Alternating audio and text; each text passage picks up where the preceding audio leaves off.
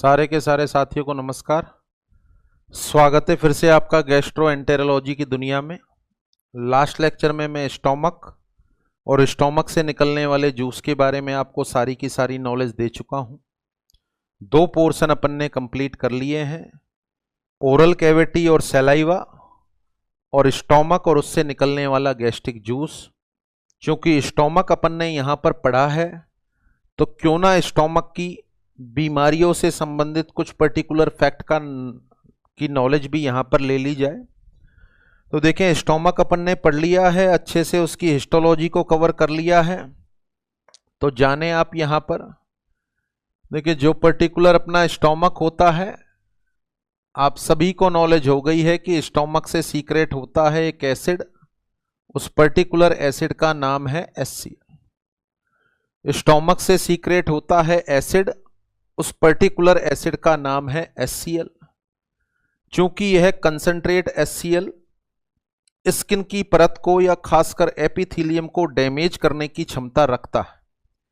इस स्टोमक के अंदर जो एपिथेलियम पाई जाती है या म्यूकोसा होती है, उसको डैमेज करने की क्षमता रखता है, परंतु नॉर्मली वह डैमेज नहीं होती। उसका एक ही कारण मान सकते हैं कि शायद स्टोमक में कुछ स्पेशल चीजें पाई जाती होंगी, शायद स्टोमक में कुछ स्पेशल चीजें पाई जाती होंगी। तो स्टोमक के अंदर जो स्पेशल चीजें होती हैं उनको अपन नाम देते हैं, स्पेशल तरह की कोटिंग होती है। एक तो कोटिंग होती है म्यूसिन या म्यूकस की, एक तो इसके ऊपर म्यूसिन की लेयर पाई जाती है, और म्यूसिन की लेयर के साथ साथ बीच बीच में पाए जाते हैं प्रोस्टाग्लैंडिन्स, बीच बीच में पाए जाते हैं प्रोस्टाग्लैंडिन्स। तो यहां पर प्रोस्टाग्लैंडिन्स भी होते हैं, बीच बीच में प्रोस्टाग्लैंडिन्स भी होते हैं, जो इसके बचावकारी फंक्शन को परफॉर्म करते हैं। तो स्टोमक में HCl का जो सीक्रेशन होता है, उस HCl से बचाने के लिए स्टोमक में कुछ प्रोटेक्टिव चीजें पाई जाती हैं। अब ये जो HCl का सीक्रेशन होता है वो पैराइटल सेल के द्वारा होता है। अच्छा, पैराइटल सेल स्टिमुलेट होगी नर्वस सिस्टम के द्वारा। तो नर्वस सिस्टम में ऐसी कौन सी नर्व है जो पैराइटल सेल को स्टिमुलेट करके इसके सीक्रेशन को बढ़ाएगी? तो नर्व सप्लाई में आपको भली भांति बता दिया था मैंने कि इसको स्टिमुलेट करने वाली नर्व को बोलते हैं अपन वेगस नर्व। इसको स्टिमुलेट करने वाली नर्व को अपन बोलते हैं वेगस नर्व।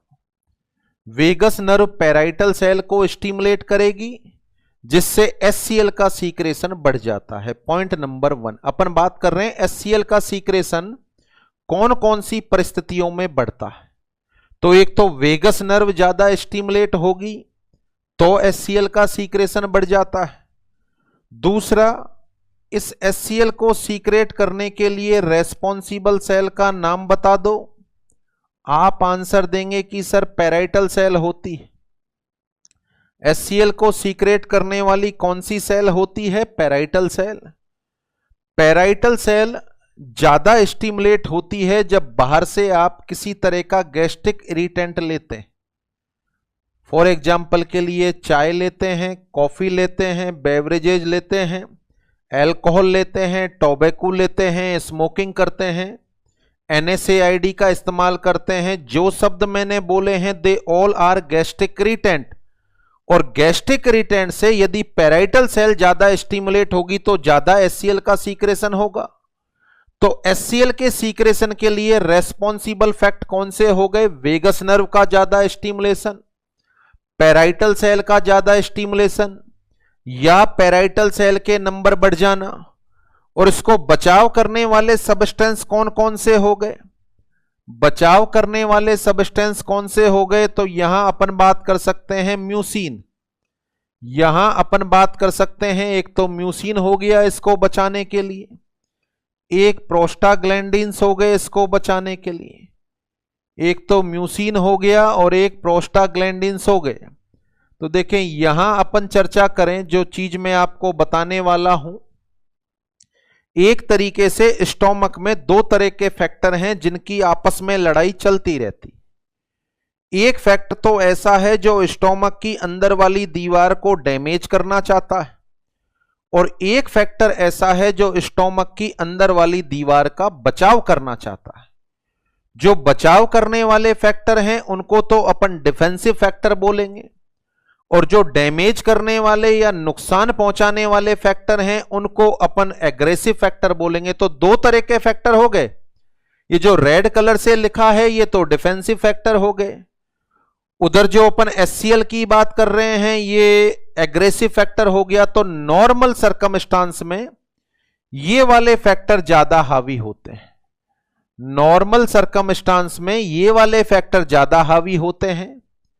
अब यदि ऐसा हो जाए कि ये बचावकारी फैक्टर या तो कम हो जाएं, या तो बचावकारी फैक्टर कम हो जाएं और या फिर एग्रेसिव फैक्टर बढ़ जाएं, दोनों ही परिस्थितियों के अंदर स्टोमक की अंदर वाली जो म्यूकोसा है वो डैमेज हो जाएगी, उसमें घाव हो जाएगा, और उस पर्टिकुलर घाव को अपन बोलेंगे peptic ulcer.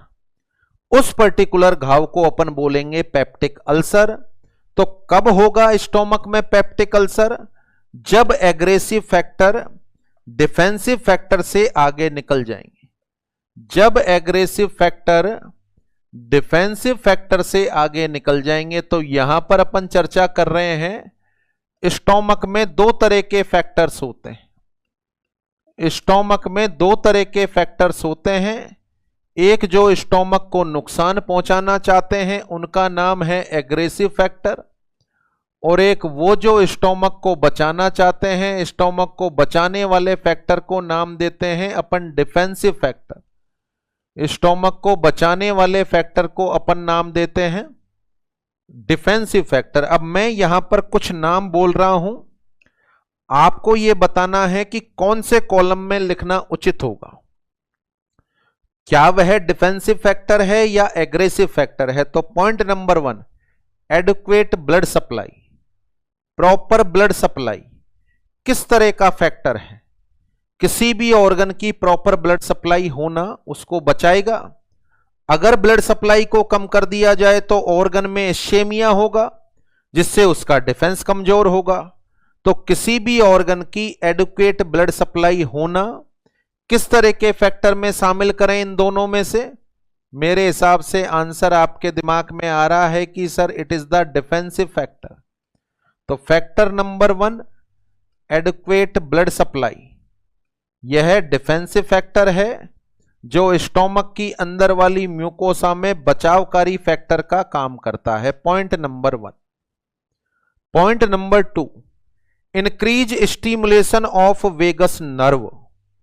Increase stimulation of vagus nerve कौन से फैक्टर में शामिल करेंगे? वेगस नर्व का स्टिमुलेशन बढ़ेगा, पैराइटल सेल ज्यादा स्टिमुलेट होगी तो ज्यादा HCl आएगा, HCl आएगा तो डैमेज करेगा। बताओ कौन से फैक्टर में शामिल करें? आंसर है कि सर एग्रेसिव फैक्टर में। तो यहां अपन लिखेंगे increase stimulation of vagus nerve. Increase stimulation of vagus nerve, vagus nerve के स्टिमुलेशन का बढ़ जाना स्टोमक को डैमेज करने के लिए रेस्पॉन्सिबल होता है। अगला वर्ड बोल रहा हूं मैं, increase number of parietal cell. यदि किसी इंसान के स्टोमक में पैराइटल सेल के नंबर बढ़ेंगे तो स्टोमक को नुकसान होगा या बचाव होगा? आंसर आप दे पा रहे हैं कि सर नुकसान होगा, क्योंकि पैराइटल सेल के नंबर बढ़ेंगे तो HCl ज्यादा बढ़ेगा। तो अगला फैक्टर अपन लिखें increase number of parietal cell. Increase number of parietal cell, parietal cell के नंबर बढ़ना यह एक तरह का एग्रेसिव फैक्टर है। इसके अलावा अपन बात करें increase stimulation of parietal cell by gastric irritant. Increase stimulation of parietal cell किसमें रखना चाहेंगे आप इसको?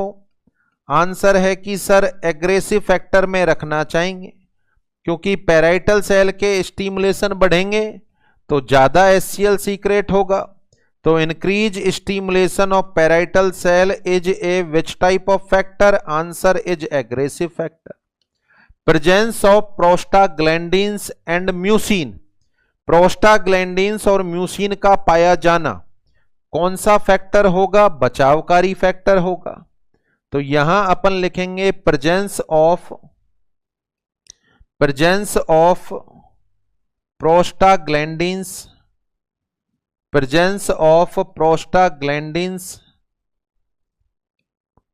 एंड म्यूसिन, यह बचावकारी फैक्टर होगा। अभी वर्तमान के हालात में आपके मेरे स्टोमक में बात करें तो अंदर वाली दीवार में कोई घाव नहीं है। इसका मतलब है आपके मेरे स्टोमक में कौन से फैक्टर हावी हैं? आंसर है डिफेंसिव फैक्टर। अगर एग्रेसिव फैक्टर हावी हो जाएं, इसके दो तरीके हो सकते हैं, या तो ये बढ़ जाएं और या फिर ये कम हो जाएं।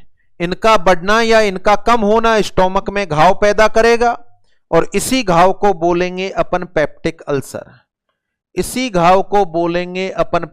अल्सर। तो इंसान में पेप्टिक अल्सर हो जाएगा जब एग्रेसिव फैक्टर डिफेंसिव फैक्टर से आगे निकल जाएंगे। तो जो टॉपिक अपन डील कर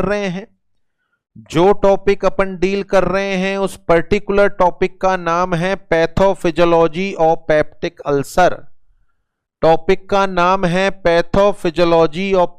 अल्सर। और पैथोफिजियोलॉजी ऑफ पेप्टिक अल्सर में अपन बात करें, पेप्टिक अल्सर का मतलब है स्टोमक में अंदर लीजन बन जाना, घाव हो जाना।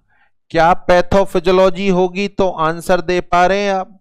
स्टोमक में दो तरह के फैक्टर वर्क करते हैं। स्टोमक को डैमेज करने वाले फैक्टर को एग्रेसिव फैक्टर कहा जाता है और स्टोमक का बचाव करने वाले फैक्टर को डिफेंसिव फैक्टर कहा जाता है। नॉर्मल सरकमस्टांस में डिफेंसिव फैक्टर एग्रेसिव फैक्टर से आगे होते हैं, परंतु यदि किसी कारण से एग्रेसिव फैक्टर डिफेंसिव फैक्टर से आगे निकल जाएं तो इंसान में पेप्टिक अल्सर हो जाएगा। कौन कौन से हैं एग्रेसिव फैक्टर और कौन कौन से हैं डिफेंसिव फैक्टर, ये आपके सामने हैं। तो एक लाइन में अपन पैथोफिजियोलॉजी को डिस्क्राइब करें तो अपन बोल सकते हैं पेप्टिक अल्सर हो जाएगा। Peptic ulcer occur when the aggressive factor exceed the defensive factor, when the aggressive factors exceed the defensive factor, जब एग्रेसिव फैक्टर डिफेंसिव फैक्टर से आगे निकल जाएंगे तो पर्सन में पेप्टिक अल्सर हो जाएगा। Is that clear? चूंकि स्टोमक पढ़ा रहे हैं तो बहुत सारी चीजें मेडिकल सर्जिकल से संबंधित मैं आपको यहीं पढ़ा दूंगा, ताकि वहां पर केवल और केवल अपन नाम लिखें। तो शायद अब आप समझ गए। अब आने वाले टाइम में पेप्टिक अल्सर में आपको पढ़ाऊंगा और वहां पर लिखूंगा पैथोफिजियोलॉजी ऑफ पेप्टिक अल्सर। तो मुझे नहीं लगता कि मुझे वापस से रिपीटेशन की आवश्यकता होगी। मैं वहां पर केवल एक शब्द का उच्चारण करूंगा, पैथोफिजियोलॉजी ऑफ पेप्टिक अल्सर। उसके सामने अपन लिखेंगे पढ़ लिया। इसका मतलब है अपन ने यहां डील कर लिया, बार बार उसको डील नहीं करेंगे। तो ये पहला पार्ट क्लिनिकल सिग्निफिकेंस का, that is the pathophysiology of peptic ulcer. आगे बढ़े अपन। ये अपना स्टोमक है। बहुत सारे सब्सटेंस ऐसे होते हैं जो स्टोमक की गैस्ट्रिक म्यूकोसा को इरिटेट करते हैं। इरिटेट करने के दो तरीके हो सकते हैं। या तो ये फैक्टर HCl के सीक्रेशन को बढ़ाते हैं, या फिर यह म्यूसिन के सीक्रेशन को कम करते हैं। अच्छा, HCl बढ़े तो भी स्टोमक में इरिटेशन होगा बेचारे में, और म्यूसिन कम हो तो भी इरिटेशन होगा। तो ये जो फैक्टर हैं जो HCl को बढ़ाते हैं या म्यूसिन को कम करते हैं, इनको अपन नाम देते हैं गैस्ट्रिक इरिटेंट। गैस्ट्रिक इरिटेंट का मतलब स्टोमक की सबसे अंदर वाली दीवार को इरिटेट करने वाले सब्सटेंस, स्टोमक की सबसे अंदर वाली दीवार को इरिटेट करने वाले सब्सटेंस गैस्ट्रिक इरिटेंट कहलाते हैं। गैस्ट्रिक इरिटेंट का यदि इस्तेमाल ज्यादा मात्रा में किया जाए, ये या तो HCl बढ़ा रहे हैं या म्यूसिन को कम कर रहे हैं, तो स्टोमक की अंदर वाली वाल में इन्फ्लामेशन हो सकता है, और इन्फ्लामेशन होने को अपन नाम देंगे गैस्ट्राइटिस। इन्फ्लामेशन होने को अपन क्या नाम देंगे? गैस्ट्राइटिस। या इतना ज्यादा हो जाए कि स्टोमक की अंदर वाली दीवार में डैमेज हो जाए। अंदर वाली दीवार में डैमेज होना, इसको अपन नाम देंगे पेप्टिक अल्सर। इसको अपन नाम देंगे पेप्टिक अल्सर। आने वाले टाइम में जब मैं आपको गैस्ट्राइटिस या पेप्टिक अल्सर पढ़ाऊंगा तो उसकी इटियोलॉजी जब मैं लिखाऊंगा तो वहां पर बोलूंगा, इटियोलॉजी होगी excessive use of gastric irritant. Excessive use of gastric irritant. What are the gastric irritant? वह सब्सटेंस जो या तो HCl के सीक्रेशन को बढ़ा दें या म्यूसिन के सीक्रेशन को कम कर दें, यह गैस्ट्रिक इरिटेंट कहलाते हैं। तो गैस्ट्रिक इरिटेंट में कौन कौन से सब्सटेंस आते हैं?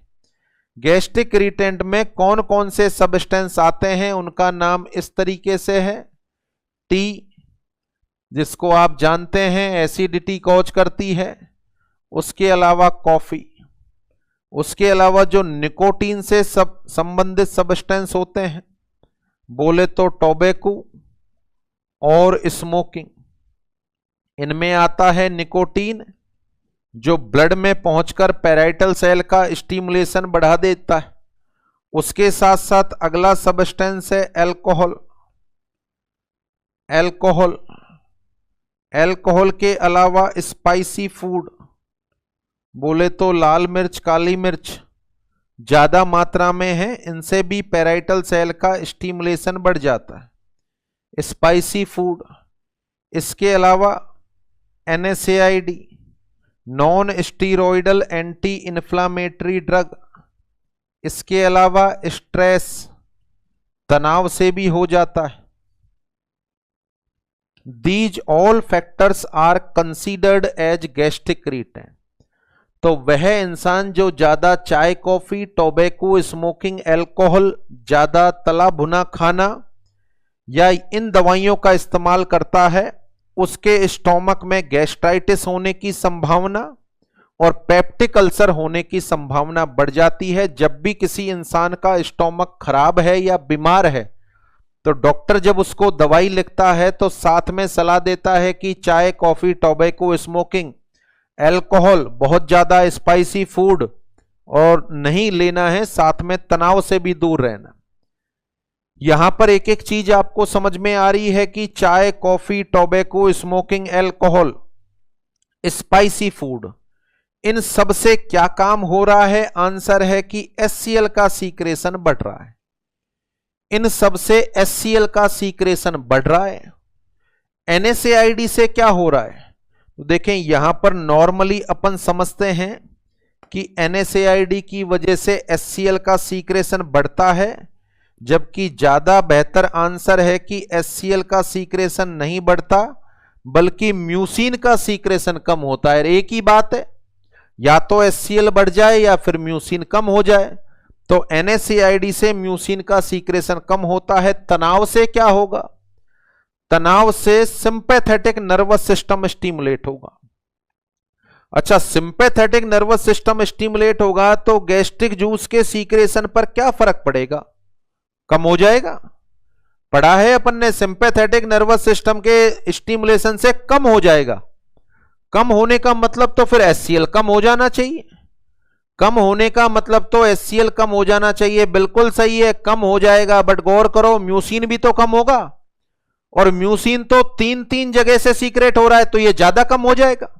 ये ज्यादा कम हो जाएगा तो तनाव की वजह से भी प्रोटेक्टिव लेयर पर फर्क पड़ता है और म्यूसिन की वैल्यू बहुत ज्यादा कम हो जाती है, जिससे स्टोमक में ये बीमारियां होना संभावित है। तो ये सारे के सारे फैक्टर जो अपन ने लिखे हैं, they all are responsible to irritate the gastric mucosa, due to increase the secretion of HCl और decrease the protective layer of mucin, so that's why they are considered as gastric irritant. Is that clear? हमेशा से आपको पता है NSAID लेते हैं, कभी भी पैरासीटामोल, डाइक्लोफेनेक इस तरह की दवाइयां या एस्प्रिन लेते हैं तो डॉक्टर हमेशा सलाह देता है हमेशा खाने के बाद लेनी, हमेशा खाने के बाद लेनी है ना। आपने हमेशा खाना या कुछ ना कुछ खा के ये दवाई ली होगी, सोचो क्यों लेनी है खाने के बाद? खाने से पहले लेंगे तो म्यूकोसा डैमेज होगी, यानी म्यूसिन का सीक्रेशन कम हो जाएगा, जिससे पेप्टिक अल्सर होने की संभावना होगी। तो बेसिकली इसी वजह से इसको खाने के बाद लिया जाता है। तो आने वाले टाइम में ये बीमारियां मैं आपको पढ़ाऊंगा। देखें टॉपिक द टॉपिक चल रहे हैं। पहला मैंने पैथोफिजियोलॉजी और पेप्टिक अल्सर पढ़ा दी, दो तरह के फैक्टर, एग्रेसिव और डिफेंसिव। जब एग्रेसिव फैक्टर डिफेंसिव फैक्टर से आगे निकल जाते हैं तो इंसान को पेप्टिक अल्सर हो जाएगा।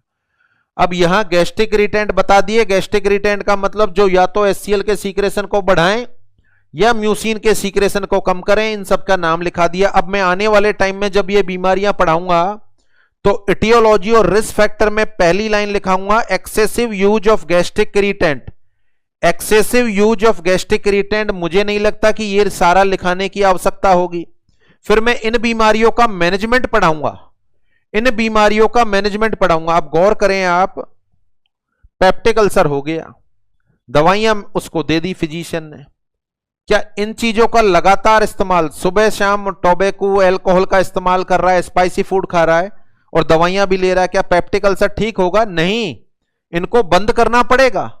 तो इन बीमारियों को जब मैं पढ़ाऊंगा तो इनके मैनेजमेंट में फिर से पहली लाइन लिखाऊंगा, कौन सी चीज बंद कर दो। स्टोमक को सही करना है तो कौन सी चीज का इस्तेमाल बंद कर दो? आंसर होगा avoid the use of gastric irritant. देखो दो चीजें हो गई यहां पर दो चीजें कवर कर ली अपन ने, risk factor of stomach disorder या गैस्ट्रिक डिसऑर्डर, आंसर है excessive use of gastric irritant. Management of gastric disorder, answer में पहली line avoid the use of gastric irritant. जब स्टोमक बीमार है तो गैस्ट्रिक इरिटेंट का इस्तेमाल अपन कम कर देंगे। Is that clear? तो ये पहला point pathophysiology of peptic ulcer, दूसरा पॉइंट हो गया गैस्ट्रिक इरिटेंट। अगले पॉइंट की तरफ आगे बढ़े अपन। आगे बढ़ने के दौरान ये पैराइटल सेल को देख लो आप, ये पैराइटल सेल है जो HCl का सीक्रेशन कर रही, ये पैराइटल सेल है जो HCl का सीक्रेशन कर रही है। यहां पर एक रिसेप्टर पाए जाते हैं जिनका नाम है H2 रिसेप्टर, हिस्टामिन 2 रिसेप्टर, इनका नाम है H2 रिसेप्टर। क्या मैकेनिज्म चलती है इसके अंदर जिससे कि HCl का निर्माण हो जाता है? तो देखें इस पैराइटल सेल के अंदर चलने वाली मैकेनिज्म को समझें आप। इस पैराइटल सेल में H2O प्लस CO2 ये दोनों आपस में मिलते हैं और दोनों मिलकर निर्माण करते हैं कार्बोनिक एसिड का, बोले तो H2CO3। आप सारे साथियों को लगभग पता है कि यह एक अनस्टेबल कंपोनेंट होता है। अनस्टेबल कंपोनेंट होने की वजह से इसका आसानी से डिसोसिएशन हो जाता है और इससे प्रोडक्ट बनता है H प्लस और HCO3 माइनस, H प्लस और HCO3 माइनस, ये कंपोनेंट का निर्माण हो जाता है। इसके अलावा ये जो HCO3 माइनस है यह सेल को लीव करता है, यह सेल को लीव करता है। तो HCO3 माइनस सेल से बाहर आ गया, HCO3 माइनस सेल से बाहर आ गया। ये नेगेटिव आयन जब सेल से बाहर आया, इसकी पूर्ति करने के लिए फ्लूइड से एंटर होता है क्लोराइड, फ्लूइड से एंटर होता है क्लोराइड। ये क्लोराइड आयन सेल के अंदर पहुंच गया। उसके अलावा अगले प्रोसेस में होता है कि ये H प्लस आयन इस सेल को छोड़ देता है, H प्लस आयन इस सेल को छोड़ देता है, सेल से बाहर निकल जाता है कुछ मात्रा में। जब H प्लस आयन सेल से बाहर जाता है तो इसको संतुलित करने के लिए पोटेशियम सेल के अंदर आता है। फिर से समझे क्या समझा रहा हूं, हालांकि आपको इस जटिल प्रोसेस में जाना नहीं है, एक नाम सिखाना है, उसके लिए मैं पूरी मैकेनिज्म बता रहा हूं। पैराइटल सेल को देख रहे हो आप, जहां पर H2O CO2 के साथ रिएक्शन करके H2CO3 बनाता है, जिसका H प्लस और SCO3 माइनस में डिसोसिएशन हो जाता है। SCO3 माइनस बाहर निकल जाता है, क्लोराइड अंदर आ जाता है। फिर उसके बाद H प्लस आयन भी सेल से बाहर निकलता है, और H प्लस आयन सेल से बाहर निकलने पर इसको संतुलित करने के लिए पोटेशियम अंदर आता है। ये सारी की सारी मैकेनिज्म के लिए एक एंजाइम रेस्पॉन्सिबल होता है, जिसका नाम है हाइड्रोजन पोटेशियम एटीपेज। कौन सा एंजाइम रेस्पॉन्सिबल है? नाम है हाइड्रोजन पोटेशियम एटीपेज। क्या हो गया अब कि क्लोराइड तो सेल के अंदर आ गया और हाइड्रोजन बाहर निकल गया। ये सारा का सारा एक्टिव ट्रांसपोर्ट से हो रहा है। उसके बाद यहां पर या तो H2 रिसेप्टर स्टिमुलेट हो, या तो H2 रिसेप्टर स्टिमुलेट हो, जो स्टिमुलेट होते हैं या तो नर्वस सिस्टम से या गैस्ट्रीन हार्मोन से, नर्वस सिस्टम से या गैस्ट्रीन हार्मोन से। उसके बाद इस क्लोराइड की भी शिफ्टिंग होती है और ये सेल से बाहर जाता है, फ्लूइड में जाता है, और फ्लूइड में हाइड्रोजन और क्लोराइड आपस में मिलकर बनाते हैं HCl। हाइड्रोजन और क्लोराइड आपस में मिलकर बनाते हैं HCl। इस तरीके से इस पैराइटल सेल में HCl का निर्माण होता है। अब यहां पर यह संतुलित करने के लिए, अब यहां पर यह भी पॉसिबल था कि सबसे पहले तो ये वाला जो प्रोसेस है ये यहां पर क्यों हो रहा है, ये फ्लूइड में भी हो सकता है, क्योंकि यहां पर एंजाइम होता है हाइड्रोनिक कार्बोनिक एनहाइड्रेज, इसलिए ये प्रोसेस यहां पर होता है। उसके अलावा ये एंजाइम भी सेल के अंदर होता है, उसके बाद यह ट्रांसपोर्ट होके बाहर आता है, तब जाकर HCl का निर्माण करता है। तो मीनिंग यह है क्लोराइड एक बार तो सेल में अंदर आएगा, फिर एक्टिव ट्रांसपोर्ट के द्वारा यह बाहर निकलेगा और हाइड्रोजन और क्लोराइड आपस में मिलकर HCl बनाएंगे। इस HCl को बनाने में एक तो H2 रिसेप्टर का स्टिमुलेट होना जरूरी है। H2 रिसेप्टर किससे स्टिमुलेट होंगे? उसका आंसर है या तो गैस्ट्रीन हार्मोन से होंगे या फिर नर्वस सिस्टम के द्वारा सीक्रेट होने वाले एसिटिल कोलिन से हों। तो मीनिंग यह हुआ कि ये जो सारी की सारी मैकेनिज्म यहां पर हुई है, फिर से समझे क्या बताया मैंने। इसमें एक छोटा सा कंफ्यूजन पैदा हो रहा होगा कि क्लोराइड पहले अंदर आ रहा है फिर बाहर निकल रहा है, तब जाकर HCl का निर्माण हो रहा है। तो H2 और CO2 आपस में मिले, H2CO3 बना, कार्बोनिक एनहाइड्रेज से बना, फिर H प्लस और SCO3 माइनस में डिसोसिएट हुआ, H आयन बाहर चले गए, पोटेशियम अंदर आ गया, SCO3 बाहर चले गए, क्लोराइड अंदर आ गया। क्लोराइड की वापस से एक्टिव ट्रांसपोर्ट के द्वारा शिफ्टिंग हुई बाहर, और बाहर फ्लूइड में H प्लस और Cl माइनस ने मिलकर HCl का निर्माण कर लिया। यहां पर इन रिसेप्टर का स्टिमुलेट होना जरूरी है, जिनका नाम है H2 रिसेप्टर। एक एंजाइम यहां पर काम करता है जिसका नाम है हाइड्रोजन पोटेशियम एटीपेज एंजाइम। अब इस सारी की सारी मैकेनिज्म को समराइज करके यदि मैं बताऊं तो इस पैराइटल सेल में क्या हुआ, यहां पर इलेक्ट्रॉन का आदान प्रदान होता है डिसोसिएशन के दौरान। जितने इलेक्ट्रॉन होते हैं सेल के न्यूक्लियस में, किसी भी एटम के न्यूक्लियस में, उतने ही प्रोटॉन भी होते हैं, तो उनकी संख्या में थोड़ा बहुत डिफरेंस आ जाता है। तो ये जो साइकिल चला, इस पूरे के पूरे साइकिल को अपन नाम देते हैं प्रोटॉन पंप। इस पूरे के पूरे साइकिल को अपन नाम देते हैं प्रोटॉन पंप। प्रोटॉन पंप यहां पर काम करता है, पॉइंट नंबर 1।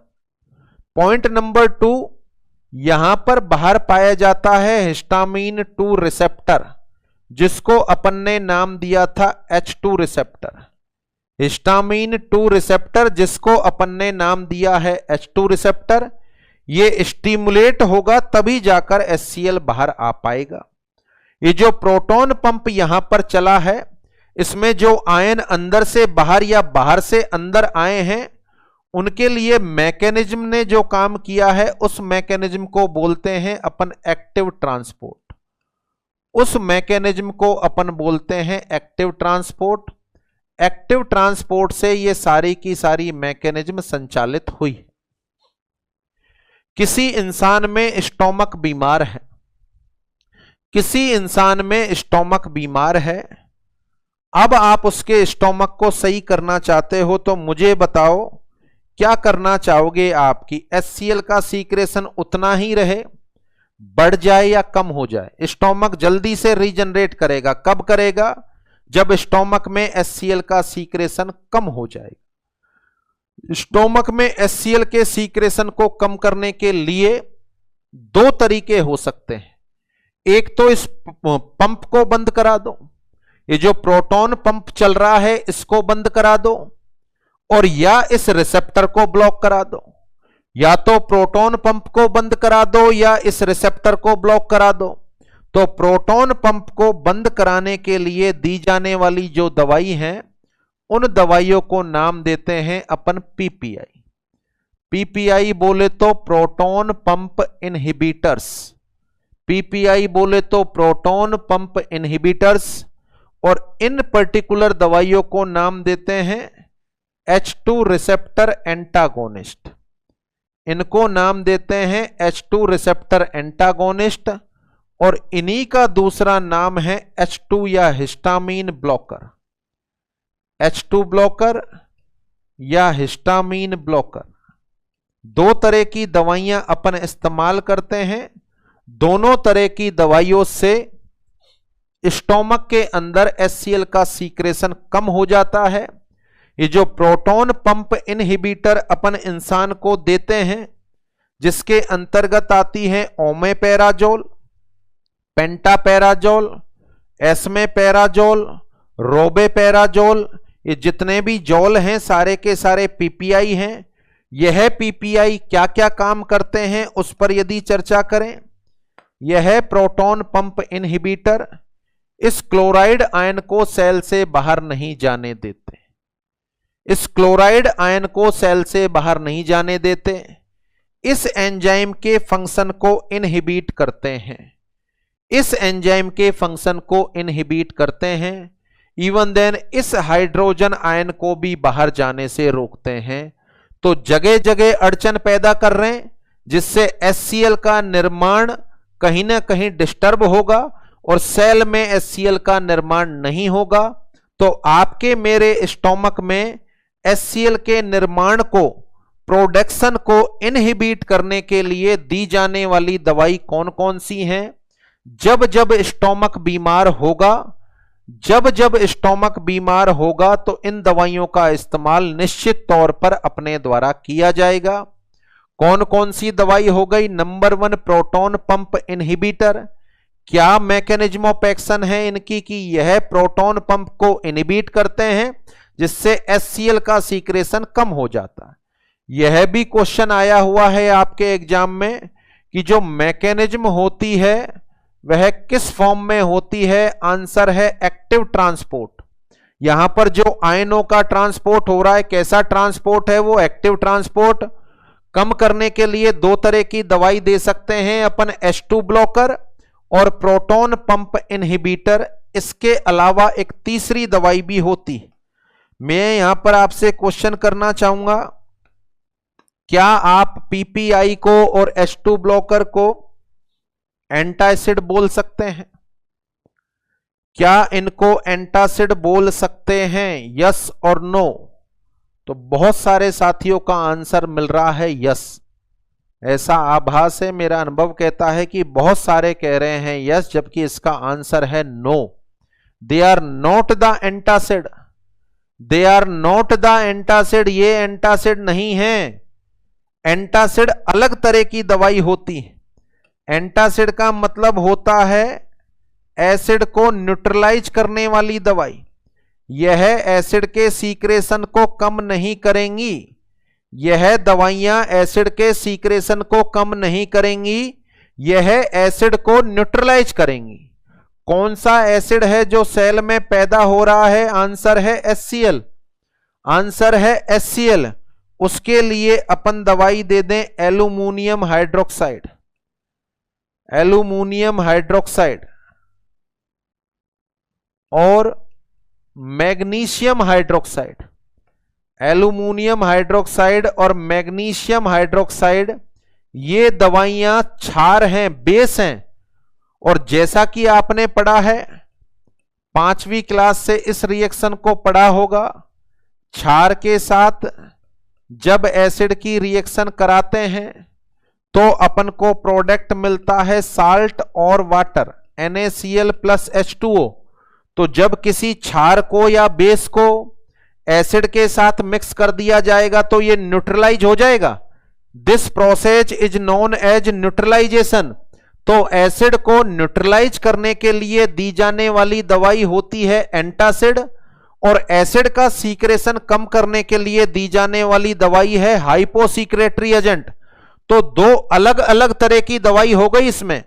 हाइपोसीक्रेटरी एजेंट तो कौन कौन से हो गए? PPI, प्रोटॉन पंप इनहिबिटर और H2 ब्लॉकर। और एसिड को न्यूट्रलाइज करने वाली दवाई कौन सी हो गई? आंसर है एंटासिड। क्या एंटासिड से किसी भी तरह का जो एसिड का सीक्रेशन कम होगा? बिल्कुल नहीं होगा। एसिड का सीक्रेशन कम नहीं होगा, एसिड न्यूट्रलाइज होगा।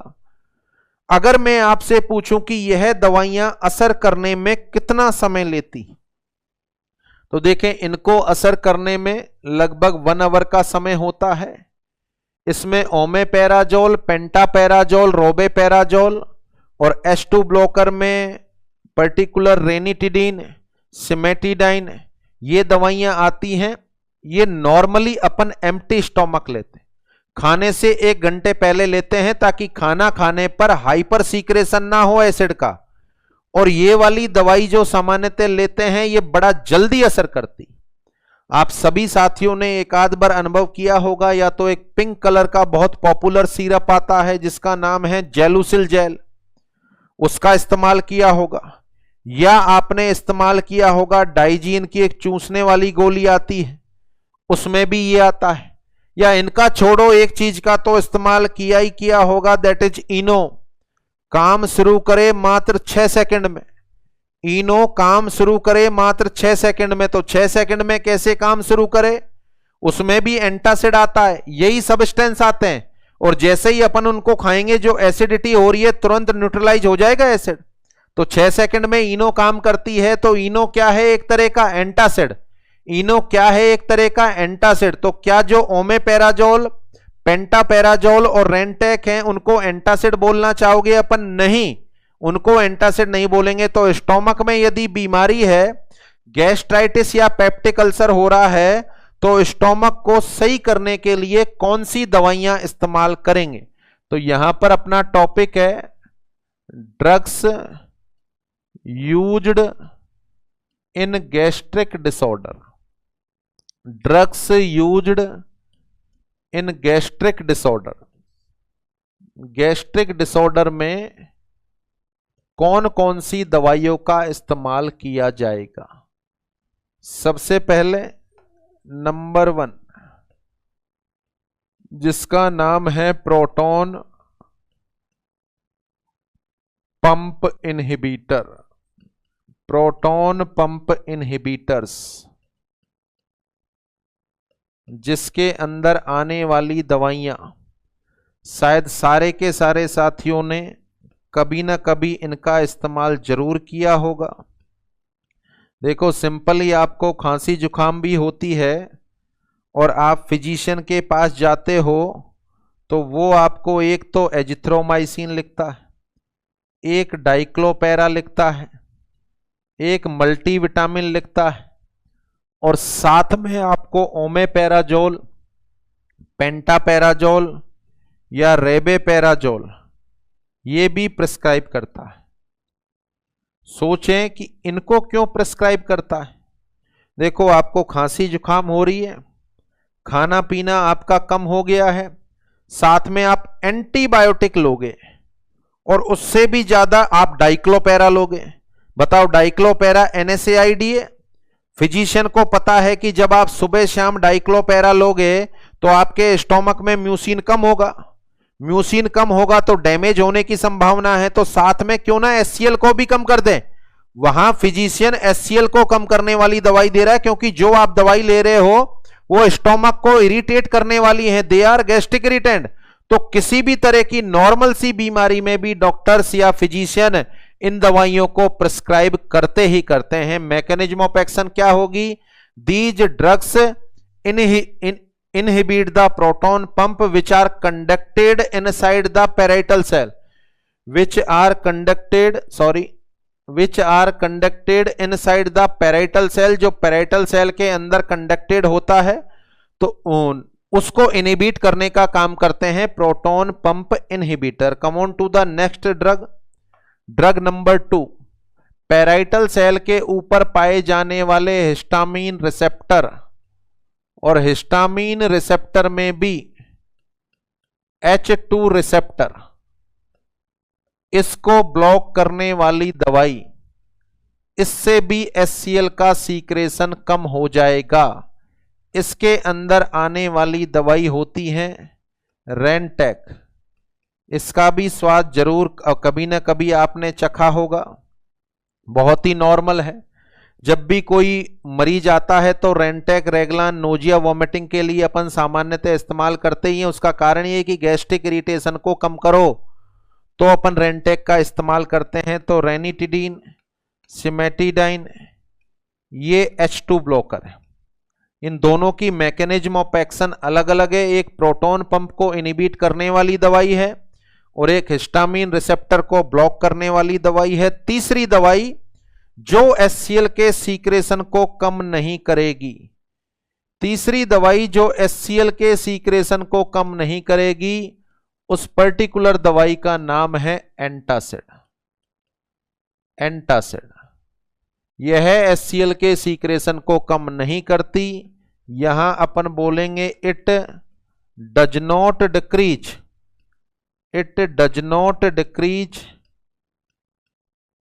The secretion, it does not decrease the secretion of HCl।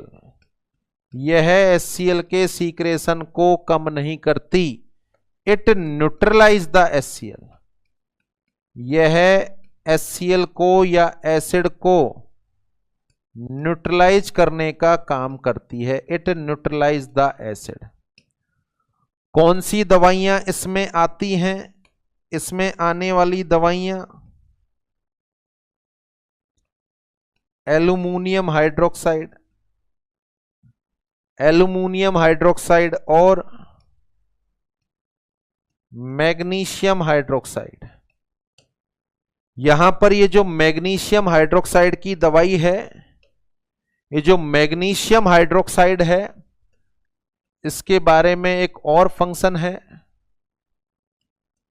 Magnesium hydroxide, it is also known as milk of magnesia. Magnesium hydroxide is also known as milk of magnesia.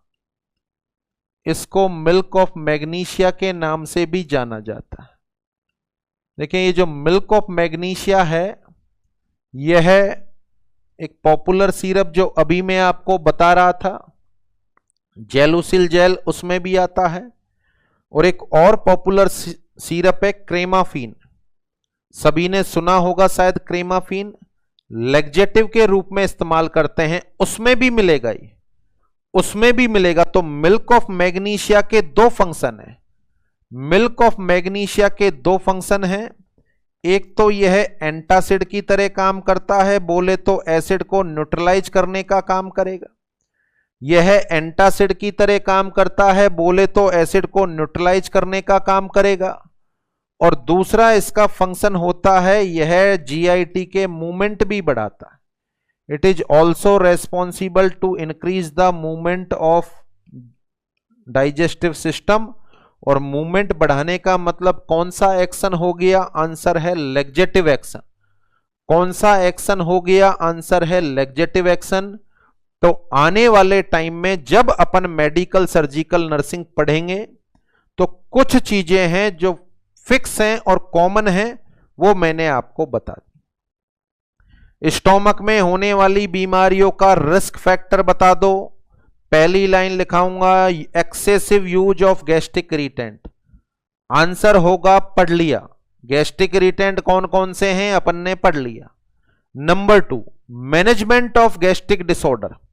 पहली line लिखेंगे avoid the use of gastric irritant. Avoid the use of gastric irritant, इनका use एक तो बंद कर दो जब तक स्टोमक बीमार है। नंबर 2 कौन कौन सी दवाइयां हैं जो स्टोमक की बीमारी में आपके द्वारा इस्तेमाल की जाएंगी? आंसर है पीपीआई, H2 ब्लॉकर और एंटासिड। तीनों दवाइयों का डिस्क्रिप्शन और मैकेनिज्म यहां मैं आपको बता चुका हूं। मुझे नहीं लगता कि आगे बताने की आवश्यकता है। तो ये टॉपिक लिखा है अपन ने drugs which are used in gastric disorder. पहली दवाई प्रोटॉन पंप इनहिबिटर। जो प्रोटॉन पंप की मैकेनिज्म है उसमें आयन का ट्रांसपोर्ट एक्टिव ट्रांसपोर्ट होता है। कई बार आपके एग्जाम में क्वेश्चन आया है ओमेपैराजोल इज ए, या क्वेश्चन आया है which of the following is a PPI, और नीचे इनमें से कोई ऑप्शन था तो पीपीआई का नाम याद रहेगा, सभी ने इस्तेमाल किया होगा। नॉर्मल सी बीमारी में 2-4 दिन अपन ने शादी में कहीं खाना खा लिया, वहां पर ज्यादा स्पाइसी या ज्यादा फैटी डाइट अपन ने ले ली, अपना स्टोमक अपसेट हो रहा है तो 1-2 दिन अपन ओमेज डी या पेंटॉप डी खा लेते हैं। उसका कारण यही है कि एचसीएल को सप्रेस कर दो, स्टोमक जल्दी से रीजनरेट कर जाएगा। तो प्रोटॉन पंप इनहिबिटर का नॉर्मली भी इस्तेमाल होता है। आपको खांसी जुकाम हो रहा है, वहां पर डॉक्टर एजिथ्रोमाइसिन, एमोक्सिक्लेव, डाइक्लोपेरा दे रहा है तो साथ में इनको भी चलाएगा। उसको पता है कि जो दवाई मैं दे रहा हूं वो इसके स्टोमक में नुकसान पहुंचाएगी, तो नुकसान नहीं पहुंचे उसके लिए पीपीआई का इस्तेमाल नॉर्मली भी किया जाता है। नेक्स्ट H2 ब्लॉकर या हिस्टामिन रिसेप्टर ब्लॉकर, या इसका नाम है H2 रिसेप्टर एंटागोनिस्ट। इसका नाम है H2 रिसेप्टर एंटागोनिस्ट। कौन कौन सी दवाई आती हैं? रेनिटिडीन, रेंटेक, बहुत ही पॉपुलर सिमेटिडाइन। यहां आपको पता है इनका भी कॉमनली इस्तेमाल होते हैं। जब भी कोई फूड पॉइजनिंग वाला, वॉमिटिंग लगातार हो रही है, पीलिया हो रहा है, कोई भी बीमारी वाले को रेंटेक, रेगलान अपन लगाते हैं। रेगलान क्या है? डोपामीन रिसेप्टर एंटागोनिस्ट है, D2 ब्लॉकर है वो। और रेनिटिडीन क्या है? H2 ब्लॉकर होती, तो वो वॉमिटिंग के लिए स्पेसिफाई दी जाती है, गैस्ट्रिक सीक्रेशन को कम करने के लिए दी जाती है। तीसरी दवाई जो एसिड का सीक्रेशन बिल्कुल भी कम नहीं करती, एग्जाम्पल आपको बता दिए, इनो, डाइजीन की गोली और जेलुसिल जेल का जो सिरप आता है या म्यूकेन जेल का जो सिरप आता है, वो सारे के सारे क्या होते हैं? Antacid. They does not decrease the secretion of HCl, कम नहीं करते हैं, जो सीक्रेट हुआ है उसको न्यूट्रलाइज करते हैं। आने वाले सब्सटेंस एल्यूमिनियम हाइड्रोक्साइड और मैग्नीशियम हाइड्रोक्साइड, इनमें से जो मैग्नीशियम हाइड्रोक्साइड है it is also known as milk of magnesia, ये आपको एंटासिड के सिरप में भी मिलेगा और जो लैक्सेटिव दवाइयां हैं उनके अंदर भी ये आपको मिलेगा। तो इसके 2 एक्शन हो गए, यह न्यूट्रलाइजेशन का काम भी करता है और साथ में जीआईटी के मूवमेंट को बढ़ाने का काम भी करता है। Is that clear? तो ये 3 पॉइंट हैं जो यहां पर मैंने आपको सिखा दिए। यदि सबका रिवीजन कराया जाए, यहां से शुरू किया अपन ने chapter pathophysiology of peptic ulcer, heading लिखने के बाद वहां अपन डिसऑर्डर में लिखेंगे, पढ़ लिया, क्लियर हो गया। 2 तरह के फैक्टर हैं स्टोमक में, स्टोमक को नुकसान पहुंचाने वाले एग्रेसिव फैक्टर, बचाने वाले डिफेंसिव फैक्टर। ये एग्रेसिव फैक्टर हो गए, ये डिफेंसिव फैक्टर हो गए। अभी आपके मेरे स्टोमक में कौन से फैक्टर हावी हैं? डिफेंसिव। अगर एग्रेसिव हावी हो जाएंगे तो क्या हो जाएगा? Peptic ulcer. तो इंसान में पेप्टिक अल्सर हो जाएगा। The peptic ulcer occur when the aggressive factor exceed the defensive factor. Is that clear? Next number 2, stomach को इरिटेट करने वाले सब्सटेंस को गैस्ट्रिक इरिटेंट कहा जाता है, जिसमें 2 तरह के सब्सटेंस आते हैं, एक तो वो जो या तो HCl का सीक्रेशन बढ़ा देते हैं या फिर म्यूसिन का सीक्रेशन कम कर देते हैं।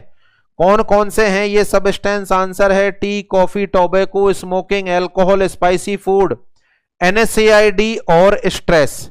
यहां NSAID से म्यूसिन का सीक्रेशन कम होगा और स्ट्रेस या तनाव में रहने से दोनों का सीक्रेशन कम होगा, HCl और म्यूसिन का, परंतु ज्यादा सीक्रेशन किसका कम हो जाएगा? म्यूसिन का। Is that clear? तो गैस्ट्रिक इरिटेंट में आगे मैं डिसऑर्डर पढ़ाऊंगा तो रिस्क फैक्टर में लिखेंगे excessive use of gastric irritant और मैनेजमेंट में लिखेंगे avoid the use of gastric irritant. अगला पॉइंट, स्टोमक बीमार है तो दी जाने वाली दवाई। स्टोमक बीमार है तो दी जाने वाली दवाइयां, 3 तरह की दवाइयां मैंने बता दी। ये पैराइटल सेल में चलने वाला एक साइकिल मैंने आपको सिखा दिया। ये जो साइकिल चल रहा है इसका नाम है प्रोटॉन पंप। इसका नाम है प्रोटॉन पंप। इस प्रोटॉन पंप से HCl का निर्माण हो रहा है। उसके लिए हिस्टामिन रिसेप्टर स्टिमुलेट होगा जो या तो गैस्ट्रीन हार्मोन से होगा, या तो गैस्ट्रीन हार्मोन से होगा और या फिर नर्वस सिस्टम के द्वारा होगा।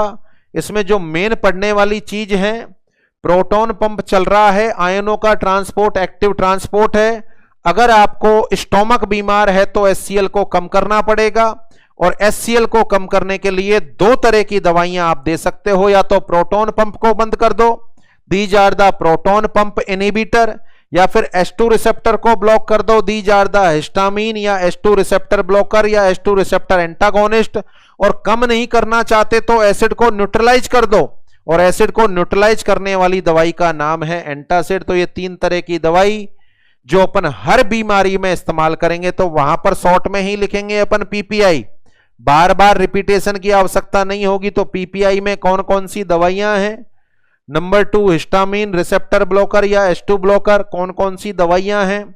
उसके अलावा एंटासिड जो सीक्रेशन को कम ना करके एसिड को न्यूट्रलाइज करती हैं। इनमें मिल्क ऑफ मैग्नीशिया या MgOH2 ये सब्सटेंस 2 तरह का काम करता है। एक तो एंटासिड का काम करता है, साथ में GIT के मूवमेंट भी बढ़ाता है, तो इसका लैक्सेटिव एक्शन भी होता है। Is that clear?